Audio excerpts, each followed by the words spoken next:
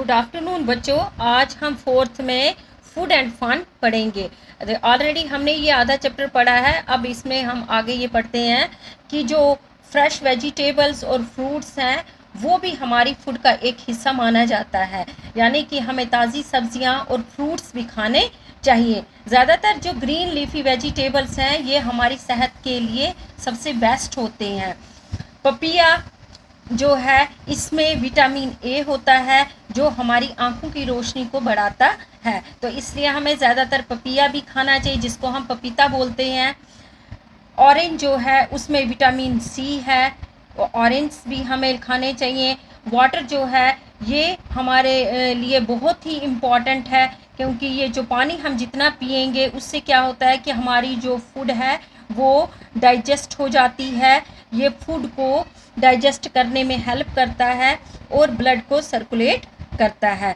तो इसी तरह से हमारी बॉडी के अंदर जो वेस्ट मटेरियल्स होते हैं उसको ये बाहर निकालने में भी मदद करता है, तो हमारी बॉडी को ये फिट रखता। तो अब इसमें है कि फूड हम दो तरह से खाते हैं, एक तो पका के खाते हैं और दूसरा कच्चा खाते हैं। रॉ फूड होता है कच्चा फूड, यानी कि जिसमें हम मूली खाते हैं, गाजर खाते हैं, टमाटो खाते हैं, टमाटर जिसको बोलते हैं, ये खीरा खाते हैं, बंद गोभी खाते हैं, ऐसे बहुत सारी हरी मिर्च खाते हैं, नींबू है, बहुत सारी चीज़ें ऐसी हैं जो हम कच्ची ही पकाए बिना खाते हैं। और कुछ ऐसी फूड्स हैं जो हमें पकानी पड़ती हैं, तो इसमें जैसे जो पका के हम खाते हैं जैसे दालें हैं, चावल है, वो हमें पका कर ही खाना पड़ता है। तो जो पकाने से क्या होता है कि पकाने से फूड एक तो नरम हो जाती है, दूसरी उसमें टेस्ट आ जाता है और वो जल्दी से हमें डाइजेस्ट हो जाती है। लेकिन जो हार्ड फूड जो होती है जैसे चावल है, आलू है, बहुत सारी ऐसी चीज़ें हैं जिनको मोस्टली हमें पकाकर ही खाना पड़ता है। तो अब है मेथड्स ऑफ कुकिंग, यानी कुकिंग के बहुत सारे तरीके होते हैं। कुछ ऐसी चीज़ें हैं उनको हम बॉईल करते हैं, कुछ को हम भाप से तैयार करते हैं, कुछ को हम रोस्ट करते हैं, कुछ ऐसी चीज़ें हैं उनको हम फ्राई करके खाते हैं। तो पहला है इसमें बॉइलिंग। बॉइलिंग में हम चावल बॉईल करते हैं, दाल बॉईल करते हैं, वेजिटेबल्स बहुत सारी हैं जिनको हम बॉईल करते हैं और उनका सूप वगैरह हम पीते हैं। अंडों को भी हम बॉईल करते हैं। तो स्टीमिंग है, जैसे हम इडली है, ढोकला है, तो ऐसी बहुत सारी वैरायटीज़ होती हैं जिनको स्टीम के थ्रू ही पकाया जाता है। फिर है रोस्टिंग।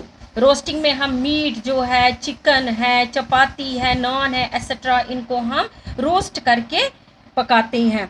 अब फ्राई हो गया, जैसे तेल में डीप फ्राई करके हम उनको पकाते हैं, जैसे पूरी है, समोसा है, पकोड़ा है, फिश है, चिकन है, एग्स हैं, और इसमें चीज़ भी आ सकता है। तो इनको हम ऑयल या घी में डीप फ्राई करते हैं और ये हमारी सेहत के लिए ज़्यादा अच्छा नहीं होता है, इतना डीप फ्राई करके हमें नहीं खाना चाहिए।